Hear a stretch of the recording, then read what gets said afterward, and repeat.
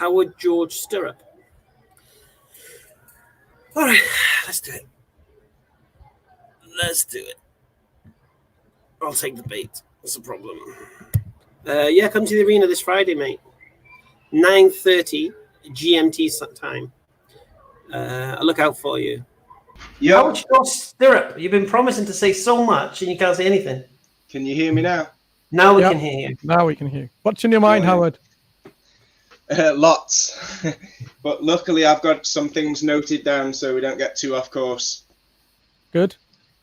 I'm not a Muslim, but I'm not here to attack Islam either. I'm more here to address people that might be potentially misrepresenting Islam and the Quran's teachings. Are you a Muslim? No, I'm. But you're here to defend. I see truth in the Quran that also supports other ancient religious texts like the Bible, many of the myths that you guys are talking about, and personal experience with our God-given senses, especially when they can be verified with technology like cameras and telescopes and things.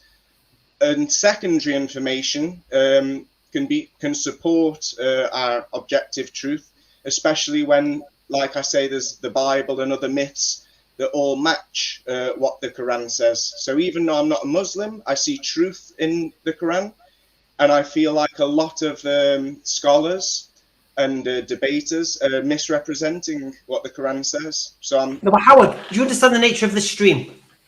Yeah. It's called Challenge Islam. Yeah, I'm challenging your interpretation of Islam. The reason is, like you were saying about objective truths and. One second. You're not a Muslim. You've come on a stream you've come on a stream to defend Islam. No, I don't think that you're representing the truth. So you've come to represent the truth of Islam.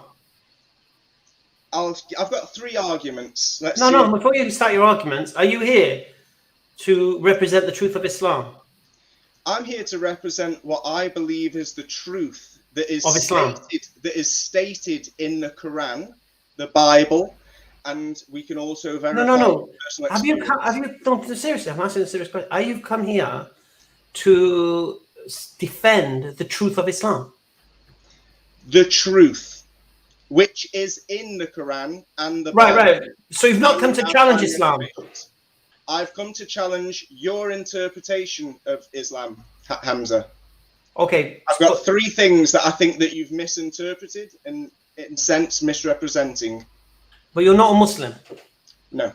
And what method have you used to understand the Quran? I'm reading the Quran. So no scholar, no nothing. This is Howard's way. And I'm here to address what you think of my interpretation. So you're saying all the scholars of Islam are wrong, and you're right? No, not all. I can give you a name of one that's right straight away. The Prophet Joshua, or Joshua, or I'll tell you what I'm going to do. I'm going to, because this is sounding like nonsense already. Best, I know you're filming this to put on your channel. Okay, so just give us your best argument that you think we're wrong about. What is it you think they're wrong about? Okay, we experience and we can literally read in ayat that the sun and the moon move around us, and that the moon is a light source of her own. Are you a flat earther? No. Number two, Noah's flood was most definitely worldwide, as the Quran, the Epic of Gilgamesh, the Bible, and over 500 myths clearly state. But sadly, it's being distorted to accommodate Satan or Sheitan's New World Order religion, scientism, as a local flood. I've got evidence in the Quran and evidence from primary observations, personal experience, that says that Noah's flood was worldwide. And number three, we experience and we specifically read in many ayahs that Earth is level, geocentric, and contained because it was created by intelligent design. I'm not a flat earther, but I do believe that Earth is level, you believe the Earth is flat? No. Do you believe the Earth is round? No. I'm a globe skeptic. I can explain it if you want. The Quran clearly says that there's 7 heavens, 1 for each earth. And I've got many ayah that will support this, because in the Quran it says that the earth has been spread out. It doesn't say anything about balled up. One second, Howard. One second, Howard. I believe that there's more than Howard. 1 second. 1 second, Howard. I don't know what to do here. Do we entertain this or what? What do you want to do? Give me a chance. I'm just going to say a few verses from the Quran, and you can tell me if I'm understanding them right. No, but the thing is, for example, the flood. There's difference of opinions on the matter. Some say it's world whole flood, and some say it was local. There's differences of opinions. The Quran clearly says it's a worldwide flood. Okay, I'll say it again to you. Scholars have difference of opinions based on what the Quran says, based on the Hadith says, and all of these things. Yeah. So. No, Can we just hear that one? Can we just hear him mention the verse, please? Just that, maybe just the world flood. No, but before that, you say that Quran says it is world. No, why not? Why before? Yeah, let's do that then. That one. Yeah, just tell us where the Quran says the flood is worldwide. Okay, so it says in multiple verses that it was worldwide. I'll start with Surah Nuh 71:26 to 27. Noah had prayed, "My Lord, do not leave a single disbeliever on earth, for if you spare any of them, they will certainly mislead your servants and give birth to only wicked sinners, staunch disbelievers." So you can see that it says, "Do not leave a single disbeliever on earth." That means the whole earth. So that's a worldwide flood. We've also got another one, which says that there's a firmament or a canopy. Surah Al-Anbya. Let's start with let's just stick with one by one. I mean, exactly, one by one. Okay. Yeah. So we're dealing with the flood. Okay. So, first of all, I mean, there are many things here, right? So, the most obvious one is when Nuh here says al-kafirin, like when the Quran addresses Prophet Muhammad and the believers, and when he tells the Prophet, tell those who disbelieve, or tell the kafirin, it doesn't mean by necessity all unbelievers on the whole planet, right? So you can make, in the Arabic language, you can make a general statement that's meant in reality to specify, right? And Nuh, when he says al-kafirin here, he most likely, I think, I mean, I'm no expert, right? But he most likely, I understand Arabic, and I just read the verse in Arabic. He most likely means the people he was sent to, not every single unbeliever on the planet. Second of all, this is Nuh making a prayer. This is just Nuh expressing something to God in supplication, and it didn't say that the flood was global. It just said that Nuh made this prayer, this supplication to God. I think those 2 points suffice. I mean, if this is your evidence, if this is going to be your level of evidence, I mean, just from the first one, I don't think there's anything here that can be used to, support your global flood theory. I don't know. And it's not like I'm against it in the sense that, like, because science says it, like, I don't care. But it's just, this verse doesn't say it. I mean, it's just quite weak, to be honest. So just before we go into science, so where we don't need to go into it. I don't care about the science. Well, the Quran says that we should verify things scientifically. So I've got a bit of evidence. By observation isn't necessarily scientific. Now, can you just get to the verse that you just mentioned, right? You heard what I said. If you could respond to that. Yeah, where he says, then I think we can move on. A single believer on earth, that pretty much means the whole earth, doesn't it? No. But you've just listened to what he just said to you. He just said to you, it could be specifying the people of Noah. Second thing is, where does it say Allah did that? Well, there's 500 myths all around the world. Well, where does Allah say, concentrate, Howard, where does Allah say Yeah, where does Allah say that's what he did? And an additional point while you're looking, Howard, Yeah. when the Quran uses the word earth or ard, it uses to signify two different meanings. One time, it can be used to explain the landmass, or it could be explained the whole of the earth as a globe. Or if you don't believe the globe, the whole thing. It can refer to the landmass, or it can refer to the whole thing. The Quran uses the word ard or earth in English in both of these meanings. Here, Yeah, like why? al-ard allati barakna fiha, about like Palestine, right? Yeah. The land So you can't that we have exactly, blessed. Abdurrahman, exactly. You can't just take one meaning and say this is what it means when it can actually mean contextually what Nuh alayhi salam or Nuh, Prophet Noah, is asking about the disbelievers In during his his land. time in his land. A fourth point will be that Allah clearly says in the Quran that He will never punish a people unless He sends them a warner.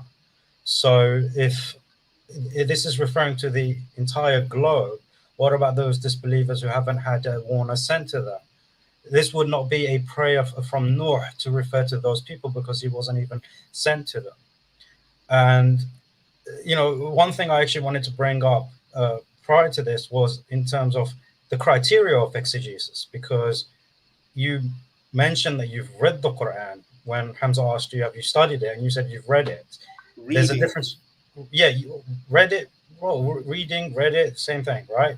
Reading, you're just saying, you know, even if you've read it multiple times, it doesn't qualify as studying, right? You have to know the criteria of exegesis of the Quran. Now, what the brothers have actually given you as explanations fall within to these criteria. So if you're going to challenge the understanding, Hamza rightly pointed out that regardless of which opinion you bring up as the, you know, the truth, the fact, both interpretations have already been considered based on the criteria of exegesis, based on what the text of the Quran says. So the very text that you're reading, this has already been taken into consideration. What about Surah So Howard, Nuh? when that's your first piece of evidence, I just want to say that I'm not sure. I don't know if Hamza wants to continue or not. Because so when that's the first thing you bring forward, it's a really bad sign. If he concedes he's really wrong, weak. we can move on. We'll have another try. No, first thing. Do you admit you're wrong about this flood effort? I've got two more surahs or ayahs, and I've also got the fact that on top of Mount Everest and all mountains, there's remnants of microorganisms from the ocean. So You how said is the Mount Quran. Everest? You said you're challenging our understanding of Islam. So don't bring that in. Now, just Okay. I think you need to answer Hamza if you're willing to concede on this first verse. Yeah, if he concedes on this point, he's been refuted on 3-4 points. But I've got more verses that support. Oh, well, how do you respond to the points, first of all, that Allah wouldn't punish a people until they received the warner? Do you believe Noah was sent to the whole world? I wasn't there, and I don't believe According that to the Quran. or the Quran. According to the Quran. I don't believe that the Bible or the Quran can tell us the whole story. I think they have to paraphrase things. What does the Quran say? Who was Noah sent to? Who was what? Who was Noah sent to? Noah or Nuh? Yeah, Noah. Same as Nuh. Well, ideally, it was his own people and town. Oh, okay. So, and who was sent to the other people on the earth? I'm not sure. Right. I just know that I've got one second. verses that suggest that So we can agree then that Noah was sent to his people. Yes. We don't know how many of them people were there. We don't know how the No. What we know is Noah was sent to his people. Now, in that time, his people would have been his town, his area. Yeah? Okay. Allah says he doesn't punish a people until they've received the warner. So who warned the people outside of the town of Noah? Only God knows. Right. So according to the Quran, or you can answer that question. According to the Quran, who was sent as a warner outside of the town of Noah? I don't have the I know you don't know. All right. So we know We know all the prophets of the past were sent to their people of Thamud, people of Ad, the people of Nuh. Yeah, we know they were sent to their people. The only one prophet that was sent to the whole world was Muhammad. All the other prophets prior to him, according to the Quran, were sent to their people. Now, so here's the thing. Ard doesn't necessarily mean the earth. It could mean the land. The land would refer to the land of that particular prophet. Yeah. Allah does not punish a people until the warners come to them. Yeah. And what was your point, Mansour? Oh, no, you did that one. What was your point? Al-Yamani's point is that, of course, just because Nuh alayhi salam had some disbelieving community with him, it doesn't warrant to punish every other people around the earth, because that would be unjust, because Allah does not punish a nation until he sends them a messenger. So those people in the remote other areas outside the area of Nuh alayhi salam, Prophet Noah, of course, they shouldn't be punished because of what the people of Noah have done. It would be unjust. So that means the punishment of the flood would not be done elsewhere. That would be a localized flood, a localized punishment. That's so I have this point that about al-kafirin. There's in Arabic we have like am urida bihi al-khusus. That's like a general statement that can be directed at a specific people or a specific situation. So there's that, and there's the fact that this isn't Allah saying he did that. This is Nuh asking Allah to do that, and and al-ard as well. By the way, the whole generality specificity thing applies to the earth as well, as does it. Because Mansour mentioned to you that al-ard or the earth can mean land, or a piece of land, right? And there's another point we can add to that, is that, well, you don't necessarily know whether the global population was spread all throughout the world. I mean, maybe they were all right there, or maybe they were in a small part of the world. So it didn't have to be a global flood for those people to get wiped out. So what about Surah Hud? You're making just so many assumptions. But so you concede on the first one, right? You concede? No, I understand that you are sticking with your interpretation. I'm hoping that when I deliver a few more surahs and maybe a bit of scientific observations that we can all make for ourselves, you might start thinking it might be the other way. But then we're not going to get anywhere like this, because you made a point. We tried to engage seriously with that point, and you just want I appreciate that. to skip over and move on to the next point. We need to hear what you think about the responses first, and whether you think you're still right and why you think you're right, before we move on to another point.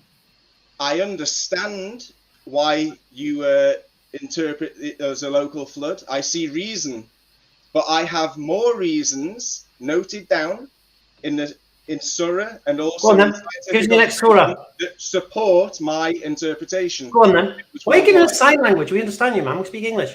Thank you. So Surah Hud 11:44, and it was said, "O earth," not land or not city or country, "O earth, swallow up your water." Remind me what the Arabic word for earth is. I'm hoping you guys can inform me when I finish reading it. Thanks. That's why I'm here, so we can all learn each other's worldviews. And it was said, "O earth, swallow up your water, and O sky, withhold your rain. The flood water receded, and the decree was carried out. The ark rested on Mount Judi, and it was said, away with the wrongdoing people." So how does that demonstrate a world flood? This is even worse than the first one, Howard. I mean, no disrespect, but this is worse than the first one, because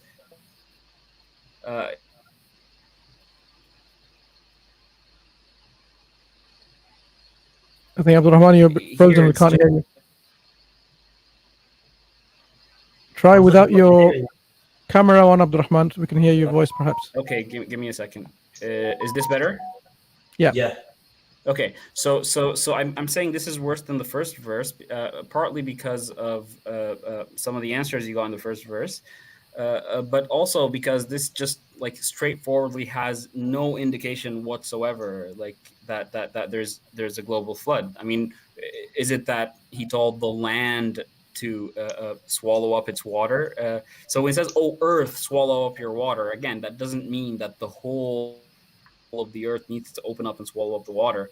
And this kind of language is used time and time again in the Quran. This is not a serious understanding of the verse. No disrespect intended, but That's fine. I think this is not. This is even weaker than the first verse you mentioned. Okay, so I've saved my best till last. Number 3, Surah Al-Anbya. I'm not sure if I'm pronouncing it right. 21:30. Lambia. Thank you. Anbya. Have those who disbelieved not considered that the heavens and the earth were a joined entity, and we separated them and made from water every living thing? Then will they not believe? So that's suggesting that, like the Bible, demonstrating. Let him finish. Yeah. Thank you. Well, the Bible says that the Creator separated the waters from above from the waters below. The Egyptians show, I can't remember the name of the demigod, holding up a water like a firmament. The Quran speaks about canopy, firmament with lamps. Mount Everest's got all the microorganisms on the top. Howard, can you just slow down? And in Surah Al-Anbya, Surah number 21, and the ayah that you read, what are you trying to establish from this ayah 30 of Global Surah flood. 21? It clearly says that the heavens and the earth were a joined entity, and we separated them and made from water every living thing. And it mentions that the sun and the moon are swimming, and we know that there's water vapor in the air. And we also know of the scientific experiment called star in a jar, where there's a bubble or a cavity of air in a vacuum of glass water, vacuum of water in glass, and they pass a frequency through the bubble, and the bubble implodes on itself and creates light. So my idea is that the Creator has separated water into 7 different dimensions, 7 earths, 7 heavens, like the Quran clearly says. And his word, his will, his frequencies are what we call the electromagnetic frequency. Howard, are you still establishing a global flood? Yes, and I'm explaining how there's a scientific experiment called Star in a Jar, which is Before you go to the scientific experiment, Surah 21, Ayah 30 says the common origin about our universe and the earth. It was all united as one piece. And then it was separated by God. And from water, every living thing was brought forward. Right. How does that, in any remote sense, establish global flood? From this ayah. If we were separated, the heavens, not space, heavens and earth were one joined entity, like the waters from above and the waters from below. It's not just water, everything. The earth and the sky, all the extraterrestrial matter was joined together as one piece. That got separated. So now you have a separate entity called the earth and everything else beyond the earth. So what about the flood? There's no flood mentioned here at all. Nothing about water and flood. Well, he's talking about water being in everything. The second part of this verse or ayah is a second argument to the unbelievers, as it starts by saying, have the unbelievers not seen or known? First is this reason given to them that the heavens and the earth had a common origin. The second point that is made is, and every living thing is made from water. So it's a separate argument. It has nothing to do with flood in whatsoever way. I disagree, because in the same Surah 21, verse 33, it talks, and your previous guest was saying that people used to worship the sun and the moon and the planets as if they were living entities. What does 33 say? So 21:33 says, and he is the one who created the night and the daytime, and the sun and moon, each swimming in an orbit. Swimming because it's in a higher dimension, which is maybe still got water in it. And like you said, everything that's got water in it is Do you know how the planets orbit? In what way? How their motion resembles? Scientifically, it's a scientific question.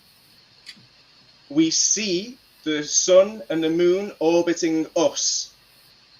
We Do see you the know? planets Do you know their orbiting orbit? us. Do you know their orbit? Is it exactly uniform, or is there some variations within their rotations as they travel along their orbits? There's, just like the sun and the moon have analemas, the planets or the wandering stars also, that's why they're called wandering stars in the Bible. They go their own path. Howard, They're not fixed in Howard, the firmament. My question is different. When you have something orbiting around something, say you have the moon orbiting the earth, Yeah. is this orbit uniform like this, or is there, as they move?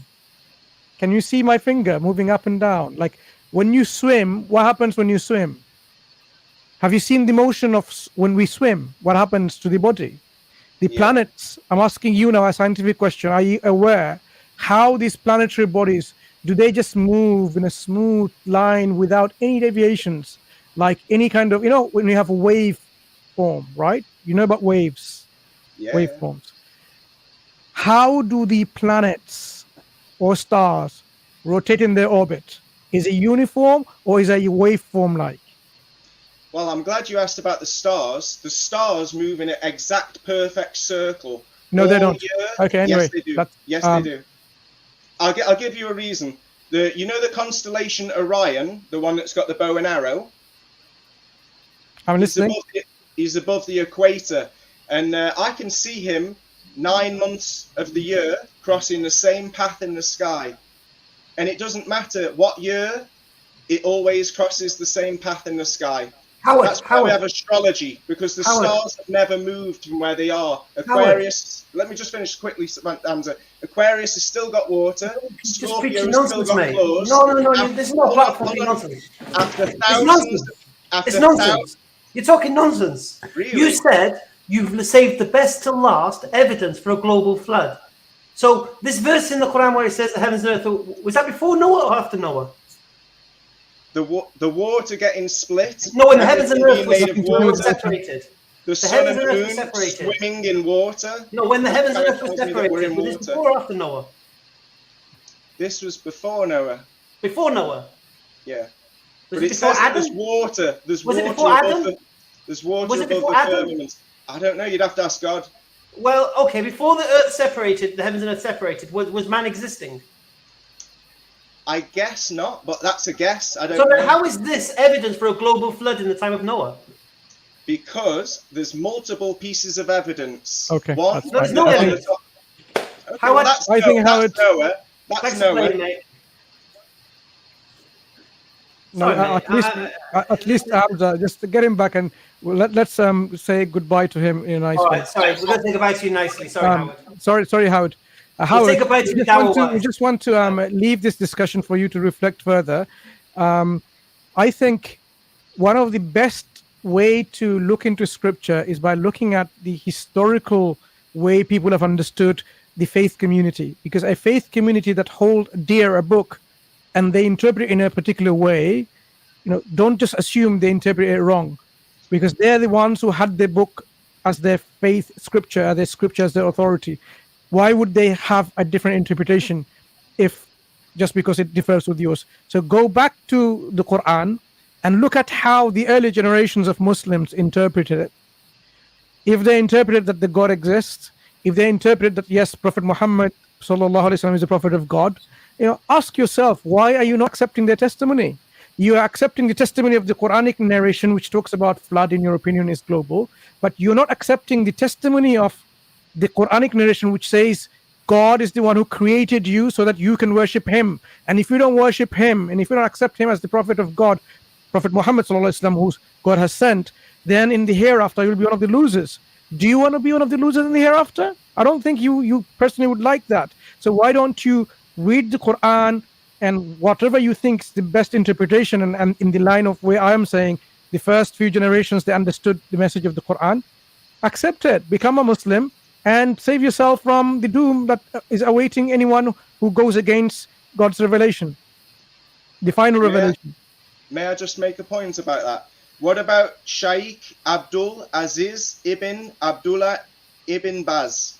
He published a book called Evidence That the Earth is Standing Still, and he was for the Islamic University of That's Medina another in argument. Saudi Arabia. This is not an argument about global flood. You're talking about the earth, whether the earth moves or not.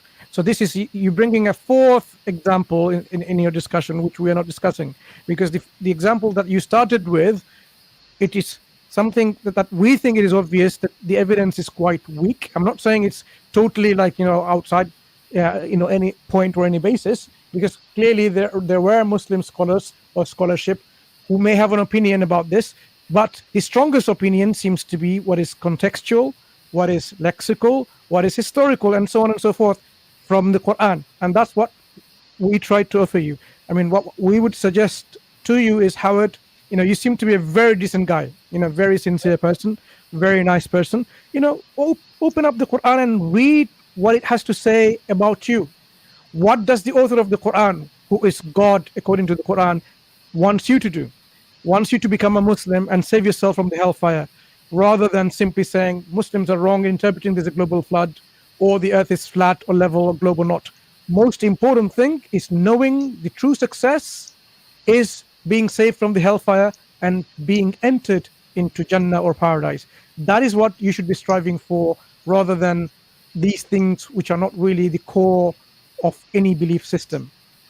May I say that if I'm right, and that Sheitan has put the sun in the center of the universe so that we're worshipping a sun, that kind of distracts us from where the creator is and where we really are and what we're supposed to be doing here. It seems like a great diabolical plan to me. And I've come to the Quran through science.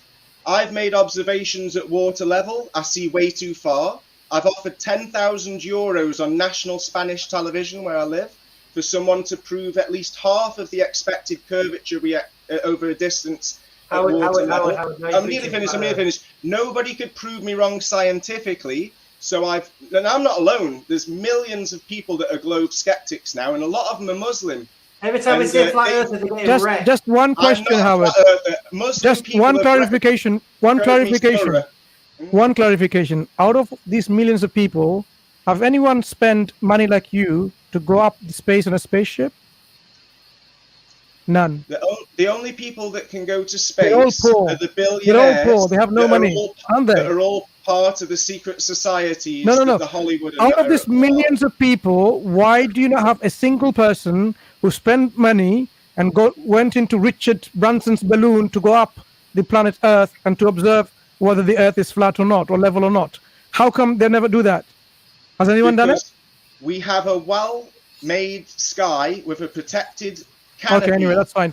We're going into different arguments. I'm not going to let you free. Anyway, Howard, I'm going to do what I did before. Nice talking to you. You take care, and hopefully, you'd concentrate on the very fundamental, the core elements that is necessary for your salvation, which is to know why you're here and what you have to do in relation to the one who created you. Because if you don't worship the creator and you just go on with your understanding of science and the reality that you are, there will be no salvation in the hereafter. So this is just I'm not a flat earther, but I believe the earth is level. All right. Georgie boy. Georgie Porgy, where are you? Here's the link again, son.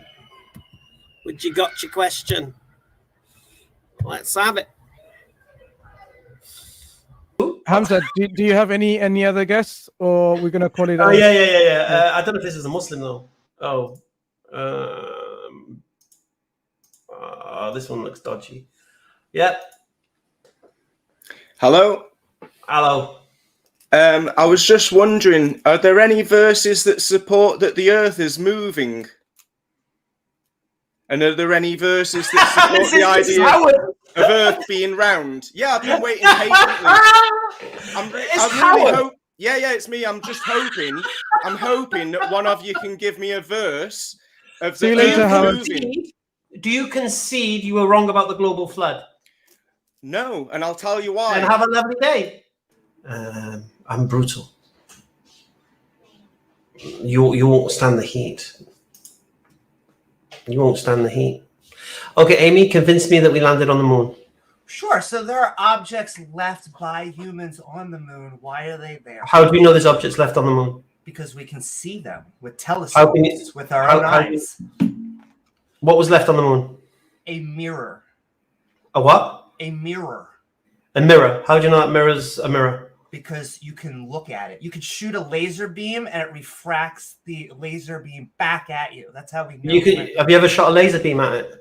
Yes, I've seen teachers. I've had teachers, physics teachers. You've had physics teachers shoot a laser beam at the moon? Yes, you can too. And if you didn't know you do that, it's one of the best Stop lying. Stop just making stuff up. Okay, that's a fact. I don't know what to tell you. In school, one of your teachers fired a laser at the moon. Yes, and you could do so in your backyard. You do know that there's objects. Why would there be footprints on the moon? Can I ask? And when you get an answer, pick yourself up and tell me. What's that, sorry? When you get an answer, pick yourself up and tell me. Answer for what? Like why there are objects on the moon. Was it magic? Did God just... I don't know. You're on about objects on the moon. So, like the mirror, like the footprints, that the fact that they actually brought lunar rocks back. What footprints? So you do know the original astronauts' footprints are on the moon because there isn't a lot of wind, and so the original footprints are still there. How do you know? You knew that. You could see them with the naked eye and a telescope, but I'm sure you knew that. You can see the footprints on the moon? Yes. But let me Google that. Yes, I think you should.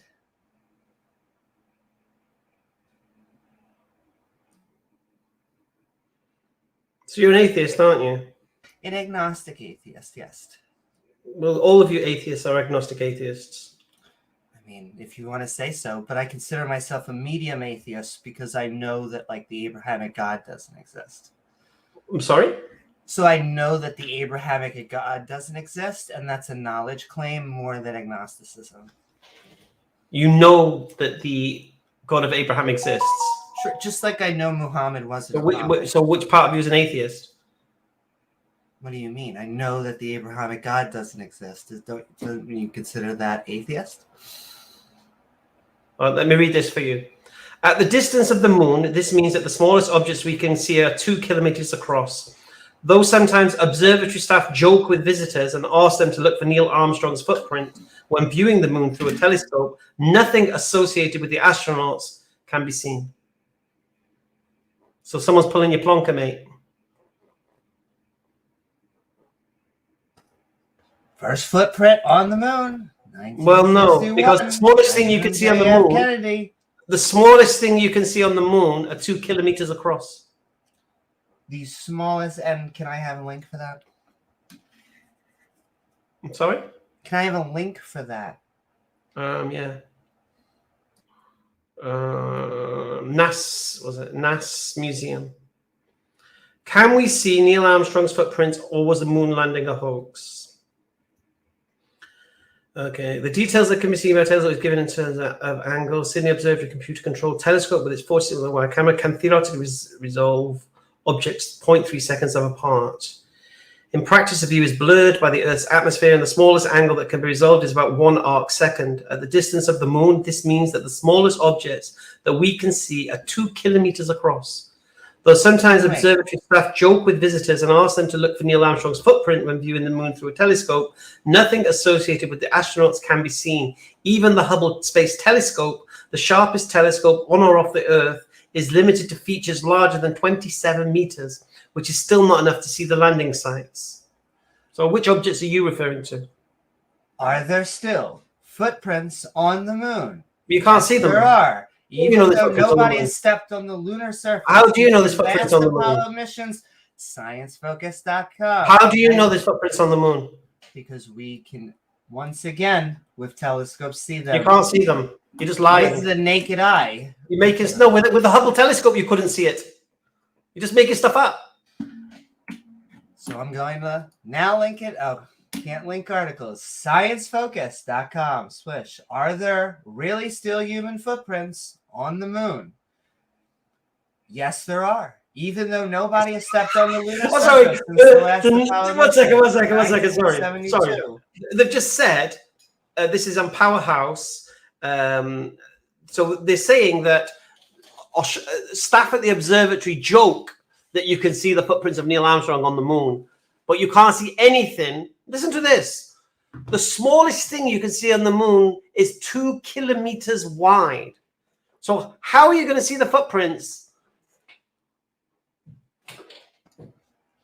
Once again, human footprints will last for 1 million years. You can't see them. You can't see them. You claimed you could see them and you can't. You're just making stuff up. Okay. Once again, you can see them. They are visible with telescopes, just as you could shoot a laser beam at the moon. Do you also believe that you cannot shoot a laser beam at the moon and it will be refracted? Oh, okay. Let's establish one thing. Okay. The smallest thing that Hubble telescope can see is 27 meters. Hubble telescope, the most powerful, sharpest telescope in existence, and the smallest thing it can see is 27 meters. So you're just, I'm not saying you're lying. I think you're just mistaken. I think you just fell for the hoax, the joke, the urban myth. Right? Amy, do you concede you're wrong about the moon and seeing footprints? The problem with conceding that is that there's absolutely footprints on the moon. Are you conceding you can't see them through a telescope? I will say that you have to see them through cameras and through different seeing technology. Are you agreeing? Through looking it up, do you agree you can't see them using a Hubble telescope? That you have to use technology from when you're in low. Do you agree you cannot see footprints on the moon using the most powerful telescope in the world? When you say the most powerful telescope in the world, it would say that it would have to be, when looking it up, it would have to be about 384 kilometers. Do you agree that the most powerful telescope in the world can't see footprints on the moon? See, but now you're changing it, because even if it was a Bigfoot, sorry. That was one second, Amy. One second, Amy. After looking it up, Amy. 1 second. You just said to me, I'm changing it. So what did I say before, and then what did I say that changed? Well, you're saying that I would change it from a telescope to a different form of technology, but that's not saying there aren't footprints. Well, okay, so what you're the moon, because there are. So you're saying that you were wrong about a telescope seeing footprints on the moon, yeah? Not only was I wrong about it, but even if they were 3 to 5 times the length, if they were Bigfoot size, you would not be able to see it. Now, I'm looking that up right now. How do we get different pictures of it lately? We get them from low Earth orbit.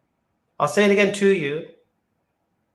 Can you see the footprints on the moon using the world's most powerful telescope? Not until you get into low Earth orbit. So no, the answer is no. Okay. How big is this mirror on the moon? Asterisk.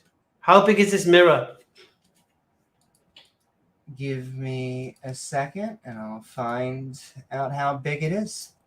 And I know that there's a certain place that you can shoot it at the moon to get it to refract back.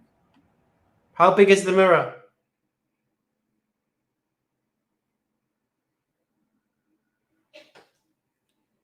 It's 2 feet wide.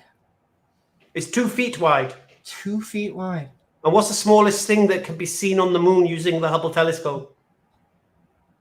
Using the Hubble telescope, I'm not sure. 27 meters. Which is how many feet? Is this trying to say that you can't run the experiment and that you're just trying to now say that you can't see a mirror 2 feet? You can't see a mirror 2 feet wide using a Hubble telescope, let alone fire a laser at this mirror that you can't see. So you're now denying the experiment. So why not just do the experiment? Fire the mirror. I can't even see the bloody mirror. How can you fire a mirror? You can't see. Once again, yes, the flying. How do I find this mirror? Using what? When the most powerful telescope, the Hubble telescope, can only see things, what is it? 27 meters. So anything less than 27 meters, it can't see it. So remind me how I find this mirror before I fire the laser at it. Getting you articles so that you can.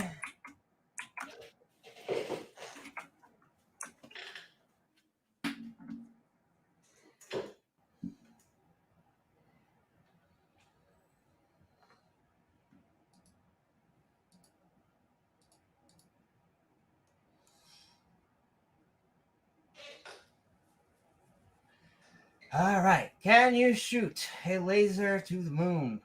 Articles called photon laser. No. Can you shoot a laser at the mirror on the moon?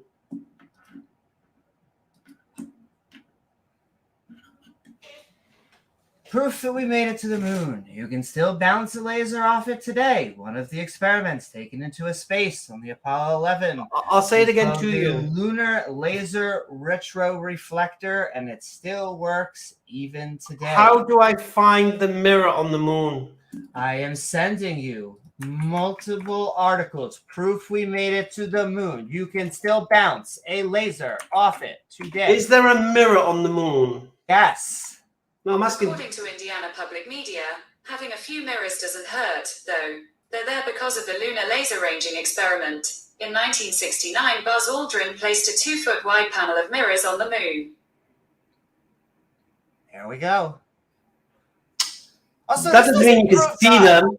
Hazma, I want you to know, like, we're not even arguing about God. I swear. No. What we're arguing about is this.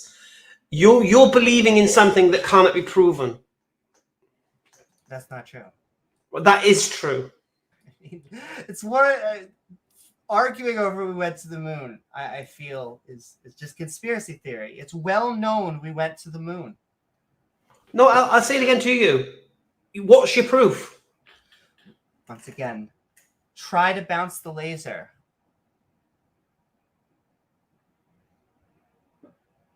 Can I ask, do you have any feelings? You said you bounced the laser in school, and this is saying that NASA do it. No. I said that I had a physics teacher. Who did it? Yes, because I... Stop making stuff up. I think I would need to... Anyway, let's move on. But can I ask, do you have any feelings on the shape of the Earth? Just any direction and flat around? Yeah, from what I've seen, it seems to be round. I can't prove it. I'll take it. I can't prove it. From the arguments I've seen and all the arguments presented by the flat earthers, they all seem to get crushed. So from what I've seen and the evidence, it points me towards the Earth is round sphere. Okay, I mean, that's where the evidence lies. We didn't get it. Yes. Yeah. All right.